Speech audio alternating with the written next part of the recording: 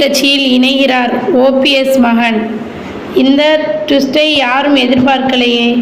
தமிழக வெற்றி கழகம் என்ற அரசியல் கட்சியை தொடங்கியுள்ள நடிகர் விஜய் சமீபத்தில் கொடியை அறிமுகம் செய்தார் என்பது அந்த கொடி குறித்து சர்ச்சைக்குரிய தகவல் சமூக வலைதளங்களில் பரவி வருகிறது என்பதை பார்த்து வருகிறோம்.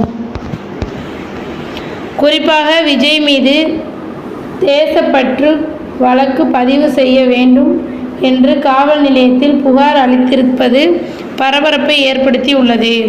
இந்த நிலையில் அடுத்த கட்டமாக விஜய் தனது கட்சியின் முதல் மாநாடு நடத்தும் பணியில் இருப்பதாக கூறப்படும் நிலையில் அந்த மாநாட்டின் போது சில அரசியல் கட்சி இணைய வாய்ப்பு இருப்பதாக கூறப்படுகிறது.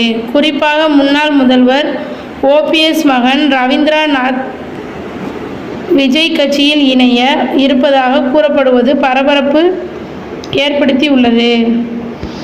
இது குறித்து தந்தை ஓபிஎஸ்ஸிடம் ரவீந்திரநாத் பேசியதாகவும் அதற்கு அவர் நான் அதிமுகவை மீட்டெடுக்க படையெடுத்து கொண்டு போது எனது மகனை வேறொரு கட்சியில் இணைத்தால் அரசியலில் எனக்கு என்ன மரியாதை இருக்கும் என்று கேட்டதாகவும் அதற்கு பதிலாக ரவீந்திரநாத் தேர்தலில் தோல்வி அடைந்து விட்டோம்.